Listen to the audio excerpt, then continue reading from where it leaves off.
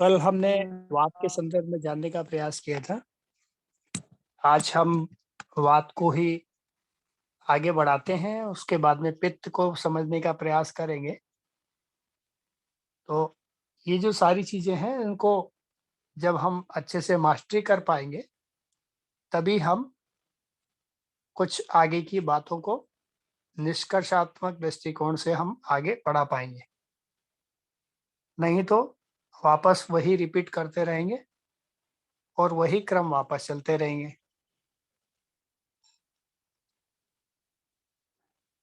तो आप लोग साथ में नोट्स भी बनाते जाइए, साथ ही साथ में चलाते जाइए, तब ये ठीक से थोड़ा काम होगा। क्योंकि कल हमने सोचा था कि नया शुरू करना है आज ऋतुचर्या पर, लेकिन अभी हम वात, पित्त, कफ में ही उलझे रह गए हैं। तो वापस कल हमने लास्ट टाइम वात के बारे में जाना था, रात वात के रोगों के बारे में जाना था।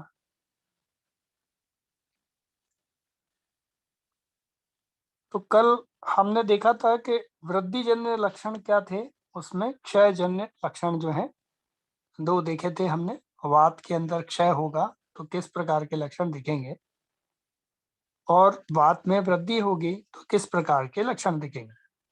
तो वात में कृशता के बारे में देखा हमने, यानी पतला-दुबला आदमी हो जाएगा, वात में कालापन दिखेगा शरीर में और उष्ण कामला।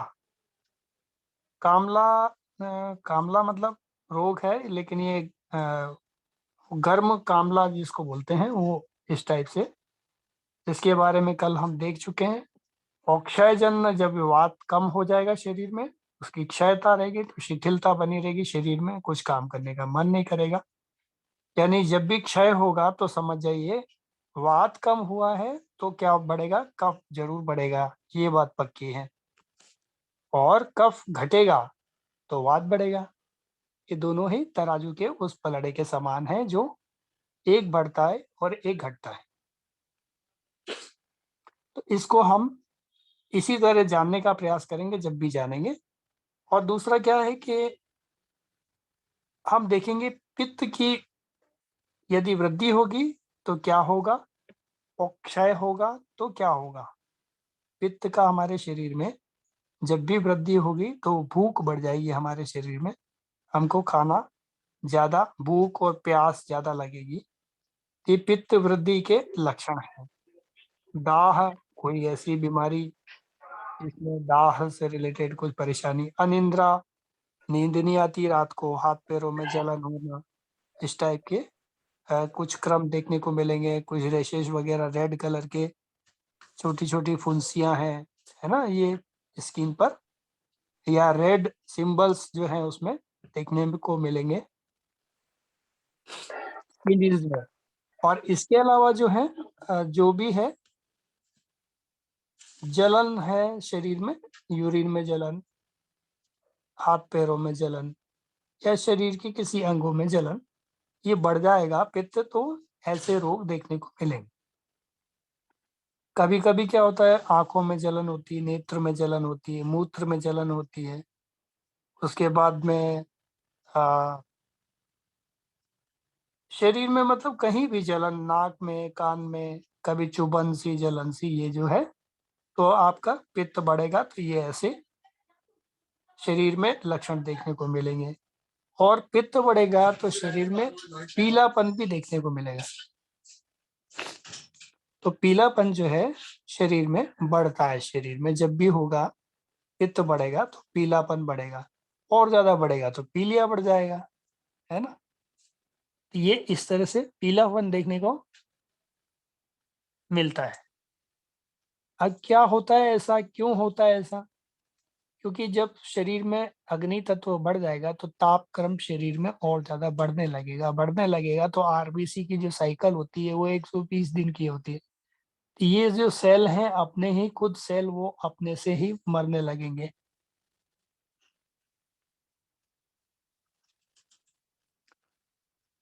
ये तो हुआ आधुनिक का किस्सा, लेकिन हमें केवल, हमारा दायरा है आज केवल आयुर्वेद। तो आयुर्वेद के दृष्टिकोण से हमको देखना है कि ये जब भी पित्त बढ़ेगा शरीर में तो क्या बढ़ेगा, पीलापन बढ़ेगा। ये वही चैप्टर 11 की बात कर रहे हैं हम, दोष विज्ञान या दोष विज्ञानम करके, जो हमारा 11th चैप्टर है अष्टांग हृदयम का, महर्षि वाग्भट्ट द्वारा लिखित। हम उसी के आधार पर हम ये चर्चा कर रहे हैं। और भी महर्षियों ने अलग अलग अपनी जगह पर इसकी व्याख्याएं अपने तरीके से की हैं, लेकिन कुछ शॉर्ट और सरल व्याख्या जो है अष्टांग हृदयम में अलग अलग समय में अलग अलग ऋषि मुनियों ने तो की ही है साथ में, लेकिन महर्षि वाग्भट्ट ने इसमें थोड़ा सा सरल अंदाज में लिखा है। तो इस सरलता के साथ में हम जानने का प्रयास करते हैं। तो नेत्र में जलन, शरीर में पीलापन, आप देखोगे अंगूठे का नाखून या नाखून में पीलापन दिख रहा है, आंखों में पीलापन दिख रहा है, या कई लोग बोल देते हैं साहब जॉइंडिस हो गया, पीलिया हो गया, या कई दफे पीला नहीं होते हुए भी पीलापन दिखता है, शरीर में पीलापन ज्यादातर दिखता है। पेशाब के अंदर पीलापन आता है, पॉटी के अंदर जो पीलापन होता है, जो गहरा पीलापन होता है, ये सब पित्त के बढ़ने के लक्षण है।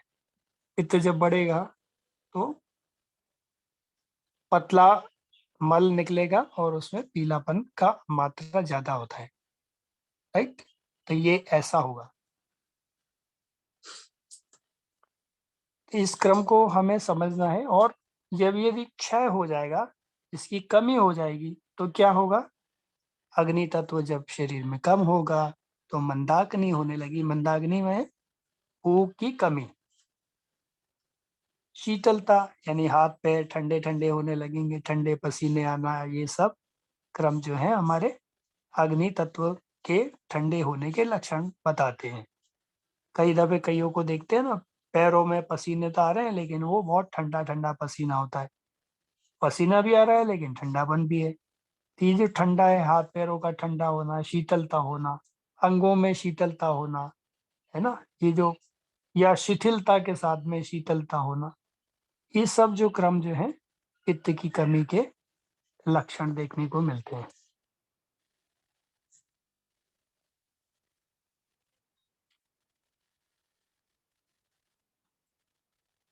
तो इस तरह से हमें कुछ विशेष रूप से देखते हैं। अब कफ यदि वृद्धि हो जाए, तो कफ वृद्धि का मतलब, कफ जब भी वृद्धि होगा तो इसको ऐसे मानो वृद्धि जन लक्षण और क्षय जन लक्षण में देखना है। तो जो लक्षण वात के क्षय के कारण होंगे वही कफ के वृद्धिजन लक्षण होंगे, राइट। तो कफ की वृद्धि कहो या वात की कमी कहो, एक ही बात है ना। तो इसमें जो लक्षण वहां दिखेंगे, जो कफ की वृद्धि के लक्षण होंगे, वही वात की क्षय के लक्षण भी होंगे। ऐसा इसको समझना चाहिए। तो इसमें क्या दिखेगा, कफ की जब भी वृद्धि होगी तो मंदाग्नि होगा, यानी शरीर में भारीपन आएगा और उसमें भूख में कमी लगेगी, पेट भारी होना है, शरीर के अंगों का भारीपन होना है।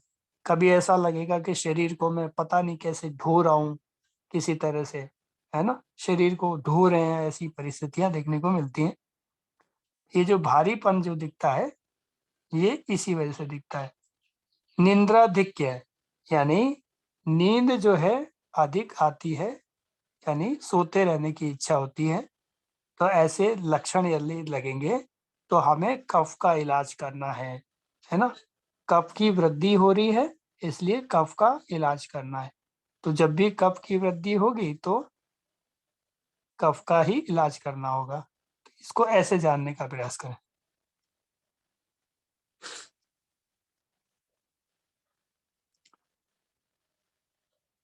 तो कोई भी चीज घट जाएगी तो भी नुकसान, बढ़ जाएगी तो भी नुकसान।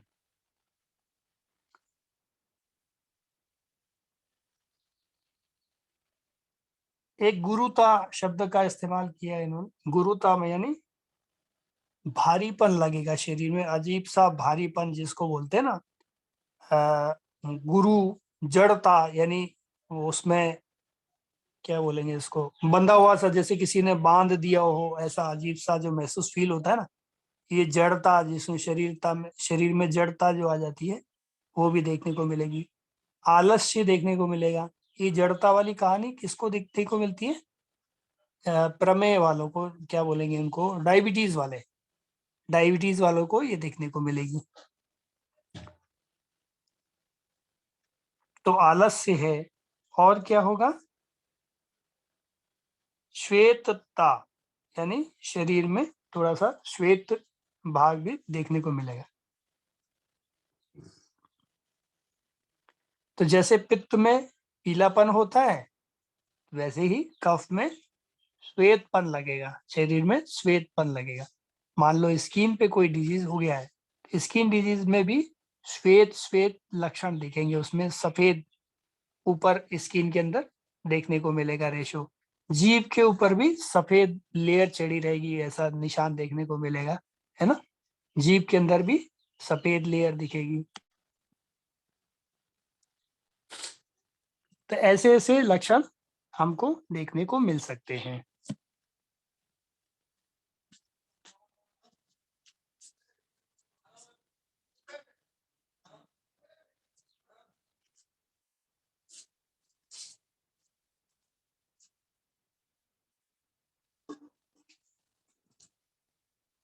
साथ ही अ, जैसे पित्त में पीलापन दिखता है, तो इसमें सफेदता दिखेगी ना, पीलापन। और वात में क्या दिखता था? वात में कालापन दिखता था। तो जब भी वात बढ़ेगा तो क्या दिखेगा? कालापन। स्किन डिजीज में कोई नुकसान होगा या स्किन में कोई प्रॉब्लम आएगी, तो उसमें क्या होगा? उसमें जो रेशेस आएंगे वो ब्लैक हेड्स ज्यादा होंगे। और पित्त में पीलापन या फिर लालपन ज्यादा होगा।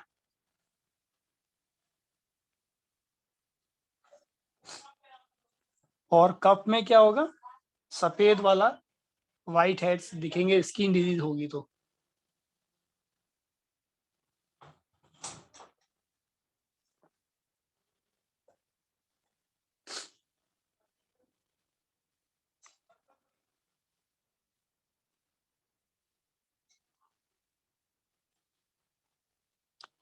शीलता। शीलता के मतलब एकदम शीलता का शब्द का अर्थ हो जाएगा, मतलब यहाँ शरीर में भारीपन, और ये तो दिखेगा, इसके साथ में एक और चीज दिखेगी, श्वास कास और लाल, ये है लार स्वाव स्राव। मतलब इसका जो शब्द का इन्होंने प्रयोग किया है वो लाला स्राव लिखा है। लाला स्राव का मतलब जो मुंह में लार बनती है ना, ये जब ज्यादा बनने लगेगी तो हमें कौन सा लक्षण समझना चाहिए? कफ की वृद्धि होगी शरीर में, ऐसा मान के चलना चाहिए। कफ की वृद्धि होगी तो लार भी ज्यादा बनेगी, राइट। श्वास का, सांस की बीमारी, है ना, दमा जैसा, अस्थमा जैसा, ऐसा कुछ। सांस में भारीपन, दमा अस्थमा नहीं, वो तो अलग चला जाएगा, लेकिन उसमें भारीपन लग रहा है, कफ बढ़ा हुआ है अंदर, ऐसा लग रहा है जैसे अंदर कफ बढ़ा हुआ है, सांस की नली अवरुद्ध हो चुकी है, उसमें कोई ब्लॉकेज आए हुआ है, कुछ चीज जमा सा लगता है, तो ये जो है वहां पे कफ जमा है, तो ऐसा हमको प्रतीत होता है, ऐसा देखने को मिल सकता है।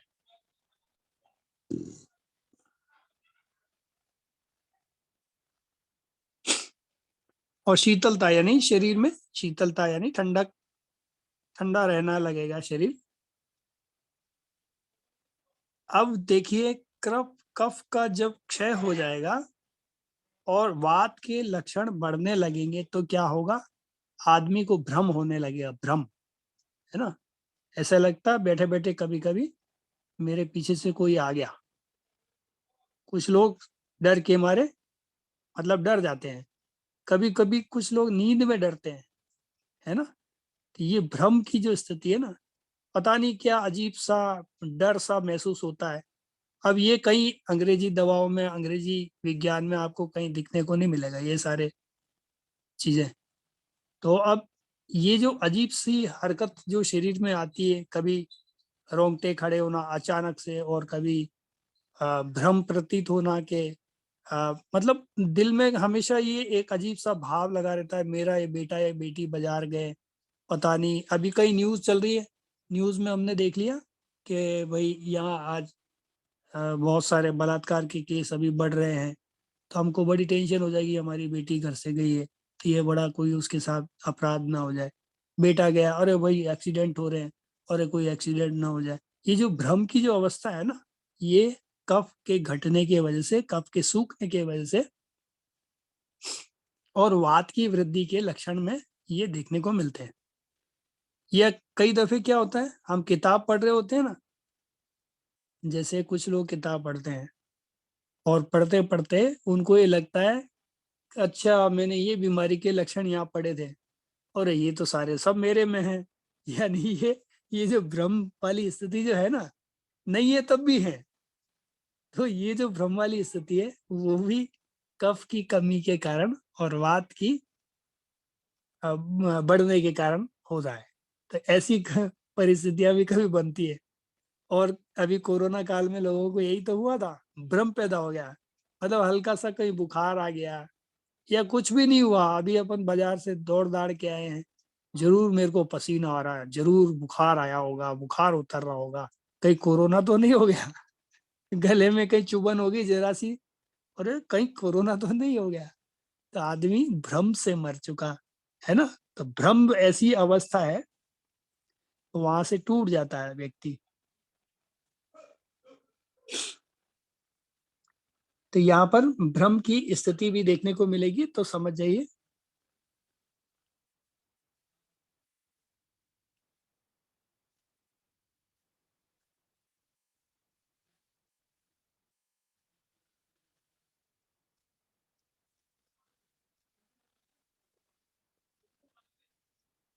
यानी कुल मिला के कफ क्षय होता है तो वात की वृद्धि होती है ना।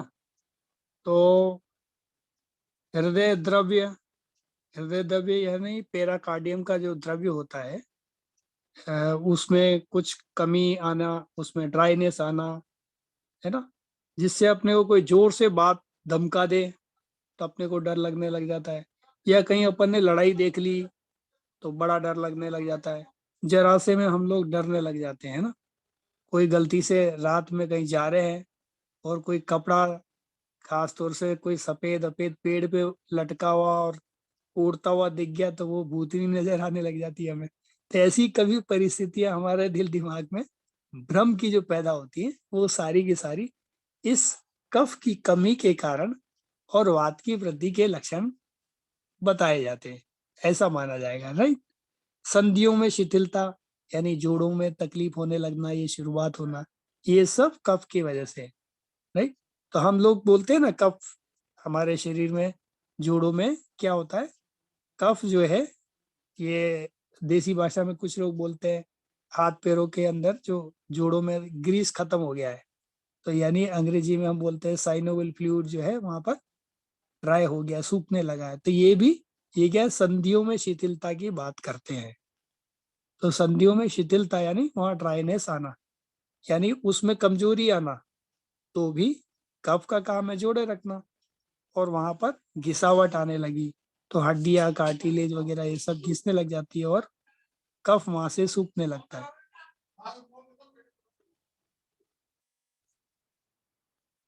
कफाशयों में शून्यता यानी कफ स्थान में कफ सूखने लगना, ये ऐसे लक्षण देखने को मिलते हैं।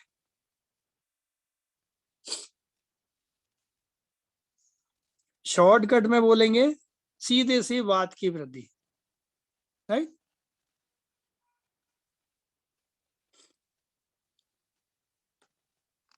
यानी कफ क्षय का मतलब सीधे वात की वृद्धि।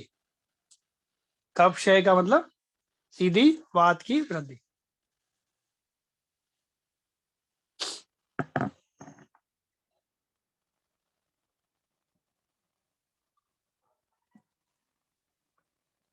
देखिए, वात और कफ दोनों अपोजिट है।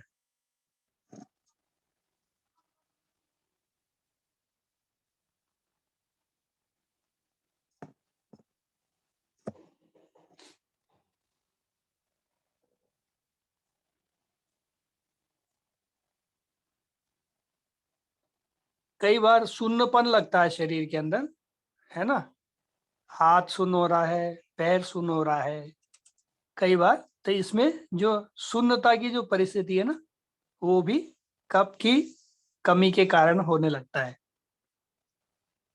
राइट।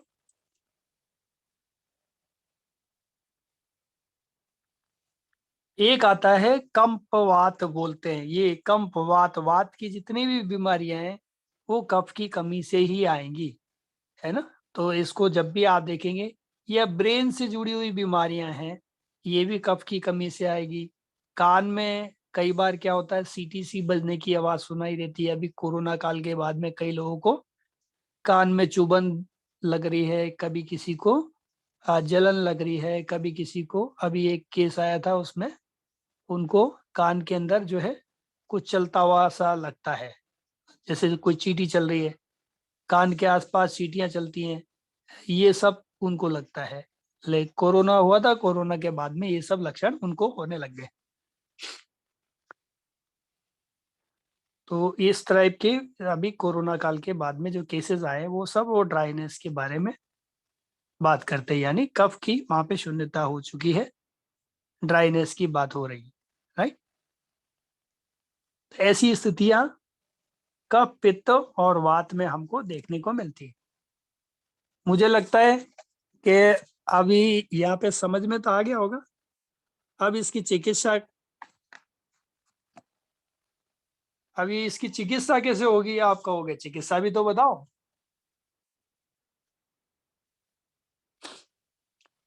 अब कफ और पित्त इन दोनों में वृद्धि हो जाएगी तो क्या करेंगे, लंघन और अपतर्पण करेंगे। क्या करेंगे, लंघन और अपतर्पण, यानी किसी चीज को,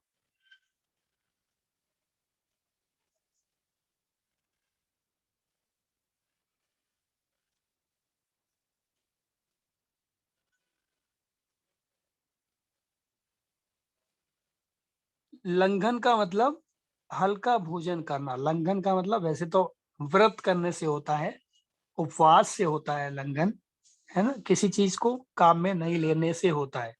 यानी अब कफ का लंघन करेंगे तो हम क्या करेंगे, उसके कफ वाली चीजों को नहीं खाएंगे, कफ बढ़ाने वाली चीजों का लंघन करेंगे। तो लंघन करने का मतलब ये है कि उसमें उपवास करना है। अब उपवास का तो आजकल हर एक आदमी के पास में इतना समय नहीं है। चलो ठीक है, खाना जो है सुबह का अपन भरपेट खाते थे, तो शाम का कम कर दो, शाम का आधा कर दो, या शाम का छोड़ दो, है ना। ऐसी कुछ चीजें, हल्की फुल्की चीजें लेकर के खा पी के सो जाओ, तो धीरे धीरे करके वो बीमारियां कटने लग जाती हैं, जो कफ की वृद्धि के कारण होने लगी हैं। वृद्धि जन्य दोष जिसको बोलते हैं हम, कफ की वृद्धि के कारण हुई है वो सब बीमारियां, जैसे फैटी लीवर है, मोटापा है ना, और क्या हो जाता है, गांठें वगैरह कोई शरीर में इस टाइप की चीजें हो गई हैं, तो वो भी धीरे धीरे गलने लग जाती हैं। तो ऐसी चीजें जो हैं हमारे, इससे लंघन से कम होती है। और अपतर्पण मतलब लंघन या अपतर्पण करें, ऐसा शब्द आया है। लंघन या अपतर्पण यानी क्या होता है, अपतर्पण का मतलब ऐसा भोजन करना चाहिए जो पचने में आसान हो, लघु हो, हल्का हो। राइट। इसको कहेंगे अपतर्पण। जैसे हल्का फुल्का कोई फ्रूट वगैरह कुछ खा लिया, है ना, हल्का फुल्का कुछ ड्राई फ्रूट लेकर के खा पी के हम सो गए, शाम को खाना भरपेट नहीं खा करके तुम 1/4 ले लिया भोजन, है ना, ऐसा हल्का फुल्का कुछ लेकर के काम चला लिया, ये लंघन या अप, लंघन तो नहीं कहलाएगा, लंघन का मतलब कंप्लीट उपवास हो गया, और ये अपतर्पण कहलाएगा। तो गुरुता से सूक्ष्मता की ओर ले जाए, यानी जो उसमें बहुत ज्यादा रूखापन नहीं आ जाए, क्योंकि आजकल रूखापन जल्दी आता है, तो वातज जो है, रूखापन ना आ जाए, वातज ना बढ़ जाए, कफ भी बना रहे, तो थोड़ा लंघन कर लो, लंघन में उसमें अपतर्पण कर लो, राइट। अपतर्पण का मतलब कुछ खाना कम खा लो, ऐसा कुछ कर लो जिसमें ऐसे द्रव्यों का प्रयोग कर लो जिससे एक तो हल्का भोजन करें, और ऐसा द्रव्यों का प्रयोग करें जिसमें क्या है कि वात वर्धक हो, वो पेट का पेट भर जाए और कफ भी ना बढ़े।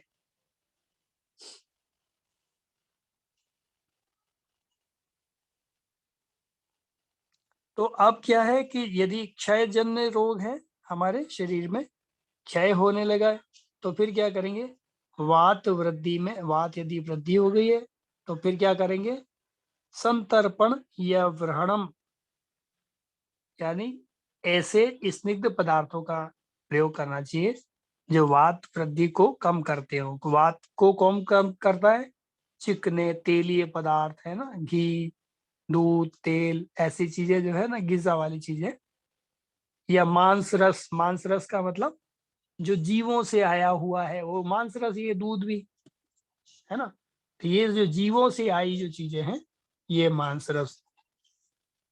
कुछ लोग मांस रस की परिभाषा वो मान लेते हैं, जी हम तो शोरबा बना के बकरे की या ये खाने वाले हैं, तो वो वाली नहीं। मांस रस का मतलब यहाँ पर यही है, यानी पशुओं से दूध जो आया है, घी है, दूध है, इस टाइप का ये प्रयोग कर सकते हैं।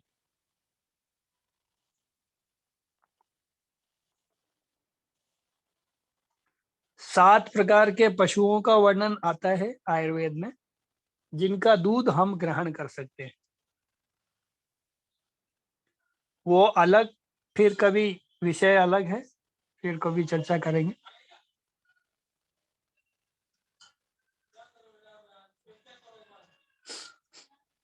पहली बात तो ऐसी की चर्चा भी क्या करना जो आज के युग में हमें मिलते भी ना हो। बकरी को कहाँ ढूंढने जाएंगे, ऊंट को कहाँ ढूंढने जाएंगे, शेरनी को कहाँ ढूंढने जाएंगे, अब वो शेरनी दूध तो देगी नहीं आपको। तो उसकी चर्चा बेकार है, उसके फायदों की भी अभी आज के युग में चर्चा ठीक नहीं है। शेरनी तो, शेरनी का दूध पीने के लिए तो शेरनी शेर बनना पड़ेगा।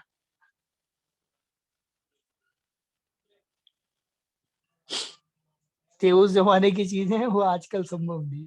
आज तो गाय का पी ले, भैंस का पी ले, बहुत बड़ी बात है। हाँ, बकरी फिर मिल जाती है, तो गाय भैंस बकरी तक सीमित है, अच्छी बात है।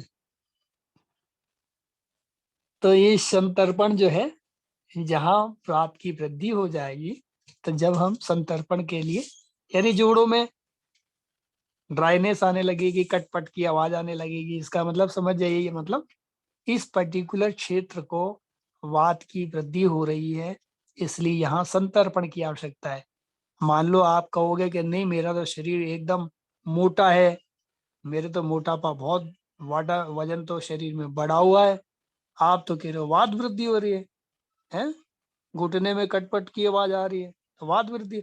नहीं नहीं साहब, वात का क्षेत्र ही पैर है, नाभि के नीचे का स्थान हमारे शरीर का वात का क्षेत्र है, तो उसमें ज्यादा वृद्धि होती है, तो उसमें क्या करोगे, मालिश करोगे, है ना।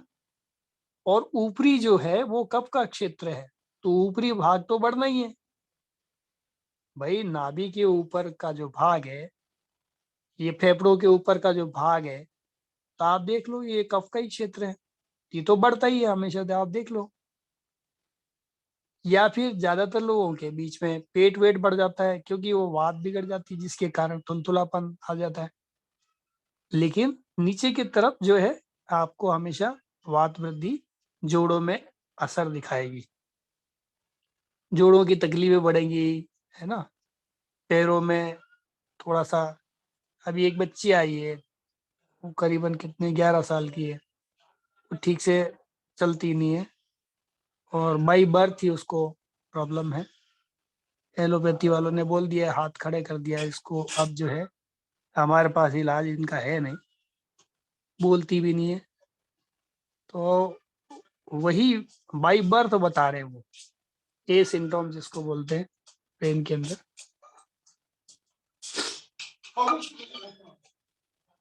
तो ऐसी स्थिति में जो है क्या करना होगा, उसको भी, उस बच्ची को भी, हालांकि वो कब की अवस्था में है, अभी 11 साल की बच्ची कब की अवस्था में आती है, और जो मिडिल एज हमारी होती है वो पित्त की होती है, और वात की अवस्था होती है। तो उस बच्ची को हम क्या देंगे, क्या देंगे मतलब उसके ब्रेन में बाई बर्थ ये प्रॉब्लम चल रही है कि वहां पर कोई हिस्सा जो है, उसमें ब्रेन का कोई पार्ट सूखा हुआ है, जिसका माँ के पेट से ही डेवलपमेंट ठीक से नहीं हुआ। तो उसको नाम भले अपन ए सिंड्रोम, बी सिंड्रोम, कुछ भी नाम दे सकते हैं, है ना। तो कहानी ये है कि उसके अब वो डेवलपमेंट कैसे होगी, कैसे खुलेंगी उसकी जो ब्रेन की ट्यूब्स हैं, या वो जो कुछ भी है, कैसे खुलेंगी, वो खुलेंगी जब भी वो ठीक से बोल भी पाएगी, नहीं तो बोल भी नहीं पाएगी। क्योंकि स्पीच थेरेपिस्ट के पास तो ले गए वो लोग, इलाज करा लिए, लेकिन क्या है, शरीर में वात बढ़ा हुआ है, वात बढ़ा हुआ है तो समस्या है। तो हमने उनको कहा है क्या करना है, शिरोधारा करानी है। शिरोधारा का मतलब क्या है, सिर में तेल की धार डालेंगे, वो शिरोधारा कहलाती है। पंचकर्मा में शोधन के बाद में शिरोधारा की जाती है। तो ऐसे लोग, बच्चे बोलने लग जाते हैं, उनका विकास क्रम अच्छे से चलता है, राइट। ये हमको ऐसे केसेस हमको बहुत कुछ सिखाते हैं। हम सब विद्यार्थी हैं, तो हमें ये से केसेस से सीखना चाहिए कि वो लोग ठीक हो रहे हैं, तो हम भी आगे से ये प्रयोग करके हम आगे बाकी लोगों को भी सहायता दे सकते हैं।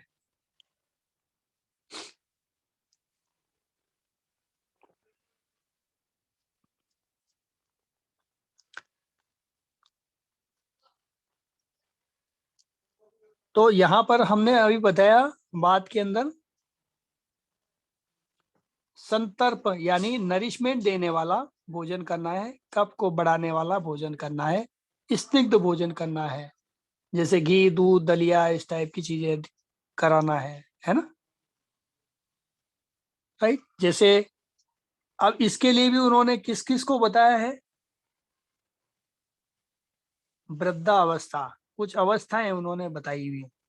एक वृद्धावस्था, एक जच्चा बच्चा जो होती है ना, अभी बच्चा जिसको पैदा हुआ है, ऐसी औरत। तो ऐसी औरत को भी स्निग्ध भोजन कराना चाहिए। तो हमारे यहाँ घरों में क्या होता है, दूध, दलिया, ये सब सौंठ डाल के दी जाती है ना। सौंठ डाल के, तो सौंठ क्या है, भूख बढ़ाने का काम करती है, प्लस दूध, दलिया और घी और दूध, ये सब देने से क्या होता है कि कहीं जम ना जाए शरीर में, ब्लॉकेज ना पैदा कर दे। मान लो वो ठीक से उसको हाजमा नहीं हुआ, तो ब्लॉकेज ना कर दे, इसलिए उसमें सौंठ को मिला देते हैं। सौंठ क्या जमने नहीं देती ना, उसमें तीखापन भी होता है, तो सौंठ जो है उसमें उसको जमने नहीं देगी, और भूख बढ़ाती है, यानी आपके शरीर में अग्नि को तेज करती है। तो सौंठ मिला करके दूध को उबाल करके दे सकते हैं, दलिए के अंदर सौंठ डाल करके दे सकते हैं, लड्डू वगैरह कुछ बनाते हैं तो किसके लिए बोला है, ये वृद्धावस्था के लिए बोल रहा है। और ऐसी औरत जिसके अभी बच्चा हुआ है, उसको देने के लिए बोला है। या ऐसा कोई टीबी का मरीज, क्रश व्यक्ति है जिसमें वात की वृद्धि हो चुकी है, ऐसे समय में ऐसे लोगों को देने के लिए बोला है। इस टाइप का जो भोजन क्या होता है, संतर्पित करने वाला भोजन कहलाता है, तर्पण करने वाला।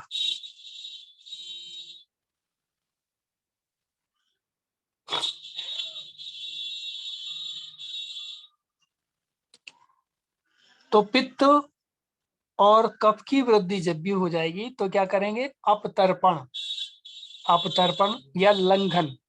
अपतर्पण का मतलब ये है कि उसको वात वृद्धि के वाले आहार देंगे और स्निग्ध चीजों का प्रयोग नहीं कराएंगे, कम कराएंगे, मतलब ज्यादा मात्रा में नहीं कराएंगे। ऐसी चीजें का उसको दिया जाएगा।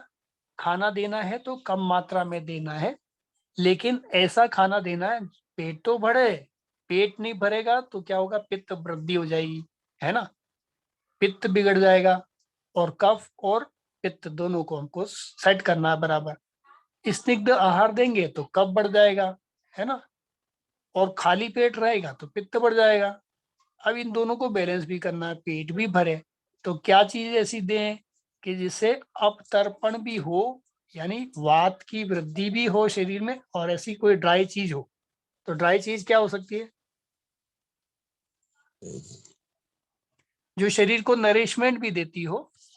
है, नरिशमेंट का मतलब बहुत ज्यादा कफ की तरफ ना ले जाती हो, वो वात की तरफ ले जाती हो। तो जैसे खील हो गए, खील होती है ना, मुरमुरे क्या बोलते हैं उसको, चावल के इसके मुरमुरे होते हैं ना, उसको चाट वाट बना के खिला दो तो पेट तो भर देता है वो, लेकिन वो हल्का रहता है पचने में। उसमें स्निग्धता भी नहीं रहती, उसमें ड्राइनेस ज्यादा रहती है। उसमें थोड़ा बहुत चने वने डाल के दे सकते हैं, भिगोए हुए नहीं, बुने हुए, बुने हुए चने, बुने हुए मूंगफलियां, इस टाइप की बुनी हुई चीजें, मतलब जिसको, तो जो कि वात की वृद्धि, मतलब कफ की वृद्धि ना करते हो। तो ऐसे हल्के पदार्थों का सेवन कराना ही क्या कहलाता है, अपतर्पण कहलाता है ना। मक्की के वो मुरमुरे आते हैं, है ना, चावल के होते हैं, खील की क्या बोलते हैं, जो भी बोलते हैं उसको। इस टाइप की जो चीजें हैं हम दे सकते हैं, जिसमें पेट तो भरेगा, लेकिन क्या होगा कि पित्त भी नहीं बढ़ेगा और हमारा कफ भी कम रहेगा शरीर में। ऐसी चीज देंगे। और यदि वात की वृद्धि हो गई है तो फिर क्या करेंगे, वात की वृद्धि हो गई है तो हम स्निग्ध पदार्थ देंगे, यानी संतर्पण, या विहंगम कहते हैं, विहंगम, या कहते हैं वृहणम, ये शब्द का इस्तेमाल किया है, वृहणम। तो वृहणम शब्द का इस्तेमाल है संस्कृत में, संस्कृत का शब्द जो है विरहण, वृहणम, यानी संतर्पण। संतर्पण का मतलब ये है कि जो कफ बढ़ाने वाली चीजें हैं वो देने का है। तो जहां वात वृद्धि होगी तो वात वृद्धि में क्या होगा, संतर्पण करना पड़ेगा। और अपतर्पण, शब्द में ही अंतर है, देख लो, संतर्पण, सन यानी साथ में, तर्पण जो तर्पण करता हो ऐसा पदार्थ साथ में देना चाहिए। और अपतर्पण यानी जो अप करता हो, उससे अलग करता हो, जो तर्पण नहीं करता हो, ऐसा पदार्थ अपतर्पण कहलाएगा। या उसको हिंदी में अपन लंघन बोल देते हैं, उल्लंघन, लंघन जिसको बोलते हैं, उपवास करना, है ना, ऐसी चीजों को।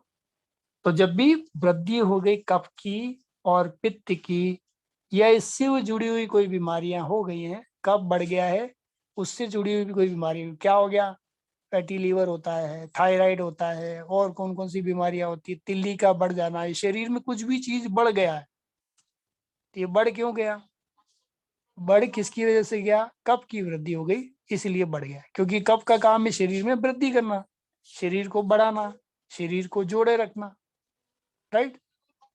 तो ये सारी बीमारियों का एक ही निदान, पहले उसकी शोधन करो, फिर उसके बाद में कोई ऐसी औषधि दो जिसमें खाना पीना कुछ कम कर दो, खाने पीने में हम कमी करके कर सकते हैं। आगे के अध्यायों में हम जानेंगे जब इसका पूरा इलाज कैसे होता है, फिजियोलॉजी के माध्यम से आगे जब हम जानेंगे, तो आगे के अध्यायों में इसका शोधन और ये तरह तरह की चिकित्साओं के बारे में आएगा। तो अभी तो फिलहाल हम ये तो समझे कि है क्या ये, राइट। तो अभी हमने जाना है क्या।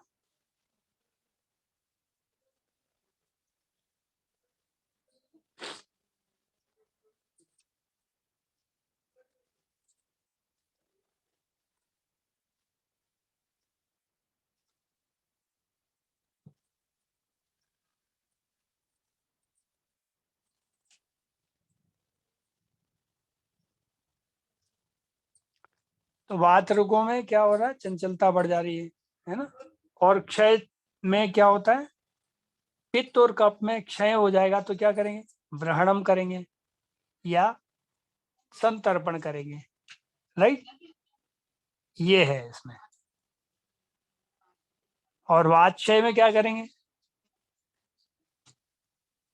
वातक्षय में पित्त और कफ क्षय होगा तो व्रणम करेंगे, और वात का क्षय होगा तो लंघनम करेंगे, राइट। क्लियर हो गया, यहाँ तक कोई प्रश्न मुझे लगता नहीं बनता है। तो यहाँ कफ पित्त और वात तीन हो गया। कल हमने लास्ट टाइम केवल कफ के बारे में, ये पित्त के बारे में जाना था, वात के बारे में जाना था। आज वात और पित्त तीनों और कफ के बारे में हमने जानने का प्रयास किया। अब धातु और धातु के बारे में जानने का हम प्रयास करेंगे। धातुएं क्या होती हैं, धातुओं का पोषण कैसे होता है, ये भी हम इसके साथ ही ले लेंगे। जब ये वाला ही शुरू हुआ तो इसके साथ जोड़ करके धातु का ले लेंगे, फिर दिनचर्या वगैरह बाद में देख लेंगे। धातु को भी एक बार, क्योंकि आपको धातु करा चुका हूं वैसे तो मैं, लेकिन इन केस फिर भी आगे आगे पाठ पीछे पीछे, तब इसमें कोई आपका प्रश्न बनता है तो आप ले सकते हैं।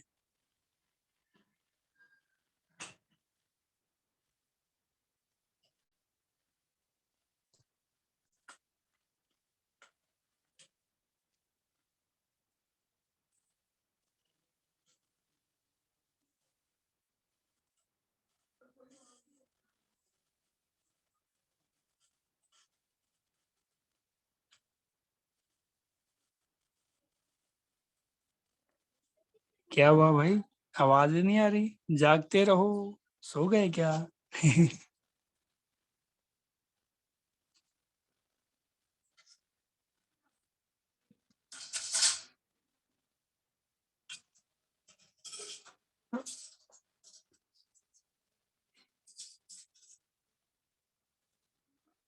हेलो। हेलो। हाँ जी, बहुत बढ़िया। हाँ, हमने सोचा हमारी आवाज आ ही नहीं रही थी, इसलिए सबको पता ही नहीं पड़ा कि क्या हुआ अभी।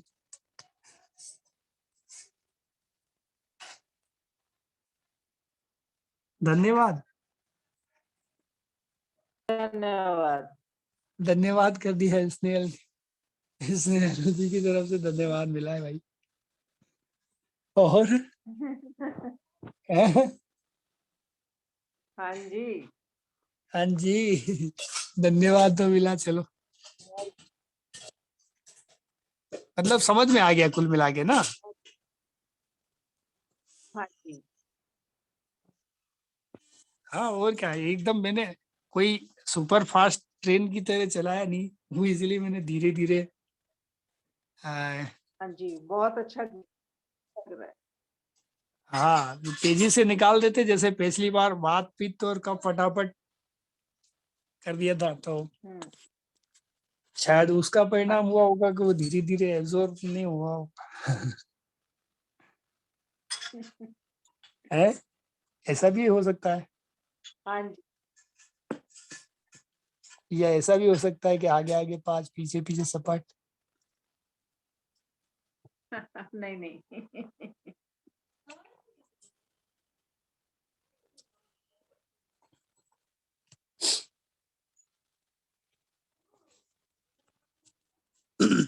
तो मैं समझ लूं कि अब सब कुछ समझ में आ गया है, तो कल से हम ऋतुचर्या से पहले एक बार धातुओं को भी चेक कर लेते हैं, पता पड़े कि वो भी गायब है ठीक। है ना। ठीक। कर लिया जाए कंफर्म, हाँ या जी। फिर ये शुरू कर दें ऋतुचर्या। नहीं नहीं, कंफर्म तो कर लेना चाहिए। हाँ, नहीं कंफर्म करने का एक फायदा हुआ ना, कुछ नई चीजें और भी जुड़ गई इसमें।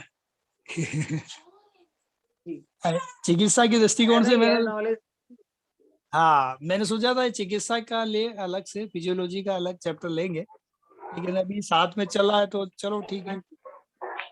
जोड़ देते हैं थोड़ा बहुत।